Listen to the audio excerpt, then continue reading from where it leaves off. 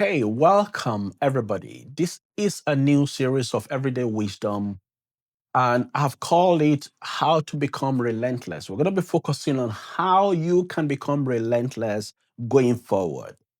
Now, as we begin this journey into everyday wisdom for becoming relentless, let me start with a truth I have observed over the years. And that is that many people quit just before they are about to get to their breakthrough. And that won't be you. They give up a few steps from success, a few prayers away from the answer, and a few actions away from the result. The sad paradox of life is this: the race is not always to the swift, the victory is not always to the strong, and success is not always to the smart, but the one who refuses to quit. So, will you refuse to quit? The relentless rules every time, not because they have superhuman strength, but because they've discovered the power of staying the course. And that's why this is very critical for us to consider. So let me ask you today, have you ever come close to giving up? Or have you ever reached that point where you said to yourself, I've done enough? Maybe this isn't meant for me.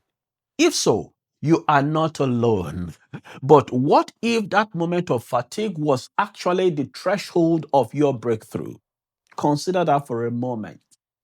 And scripture abounds to this concept. Galatians 6:9 reminds us, let us not grow weary while doing good, for in due season we shall reap if we do not lose heart. That verse doesn't just encourage us, it explains a divine principle. It tells us that breakthrough has timing, and timing always tests endurance. The season will come, but only if we don't lose heart. Breakthrough rarely announces themselves in advance. They don't come with music, confetti, or a clear sign that says, voila, you are almost there. Instead, they often hide behind the wall of exhaustion, behind frustration, behind long nights and short encouragements. When you look around and there's no voice of encouragement around you, you see the edge of breakthrough often looks like the edge of burnout. It's where your feeling says stop, but your spirit whispers, keep going. And you've got to be mindful of this.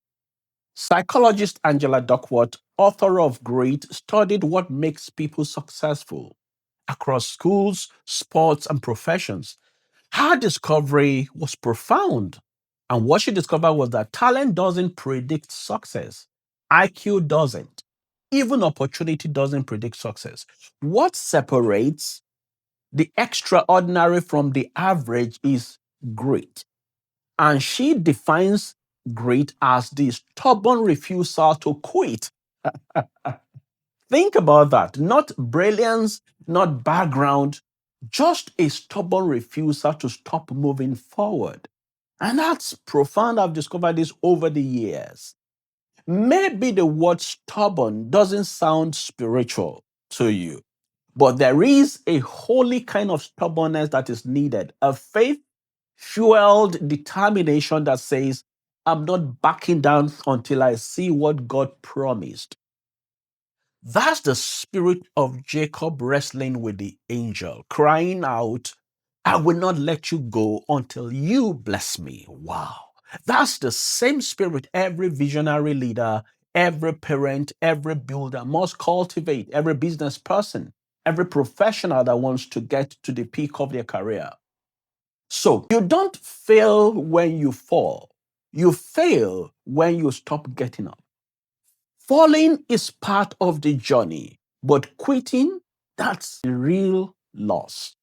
You don't want to quit. And I believe that's why you are listening to me today. So think about it. In neuroscience, for instance, there is a concept called the threshold of adaptation.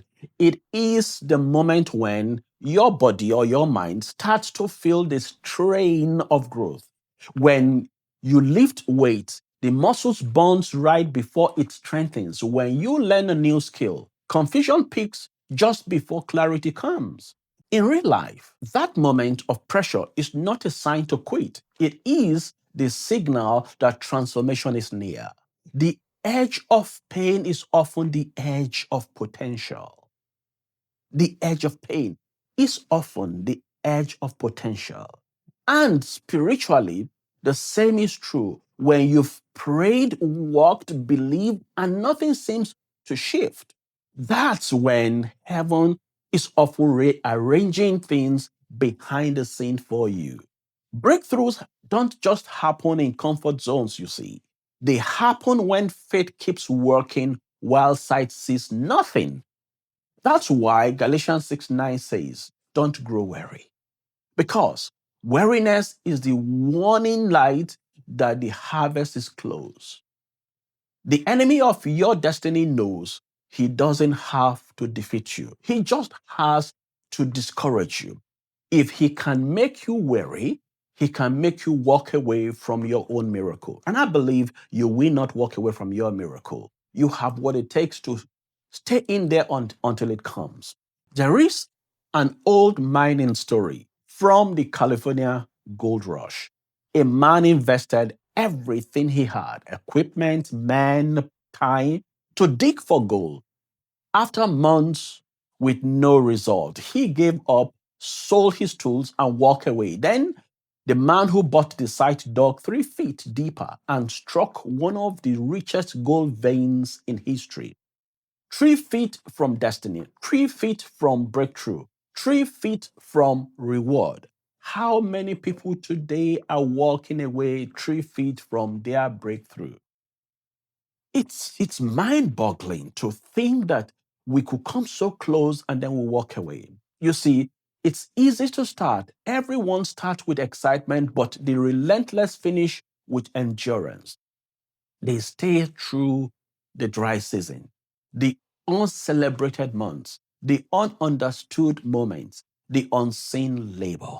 They understand this truth that faithfulness today births fruitfulness tomorrow. If you will keep staying there, you will get the result at the right time. There are 5 concepts in behavioral psychology that will help us to make this a practical day to day part of our lives.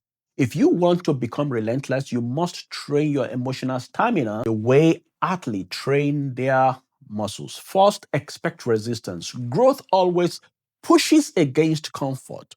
Secondly, build rhythm. Consistency beats intensity. Thirdly, rest strategically. Renewal is part of resistance. Fourthly, stay vision focused. Remember why you began. And lastly, pray persistently because grace multiplies grace.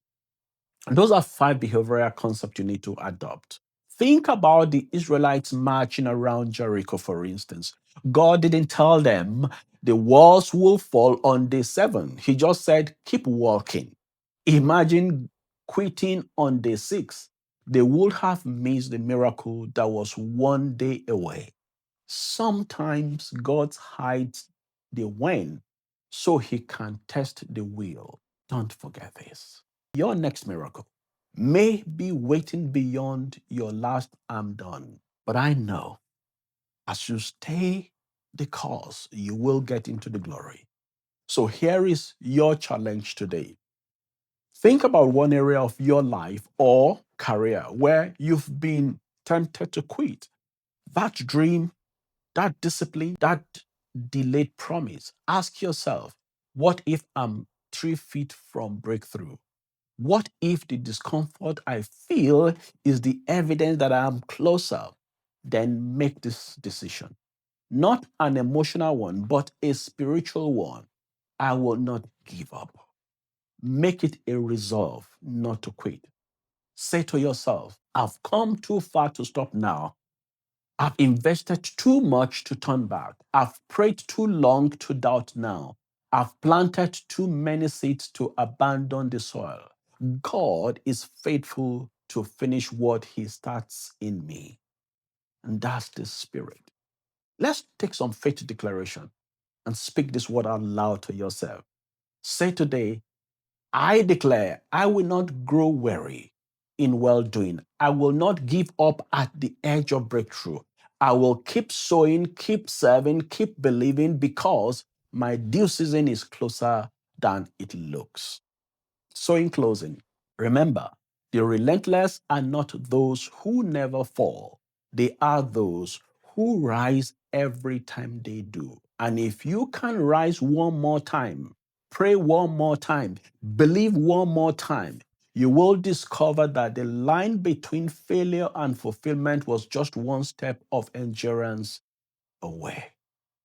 And so, as we close, you don't fail when you fall. You fail when you stop getting up. So rise again. Your breakthrough may already be waiting on the other side of your persistence. Speak to you soon.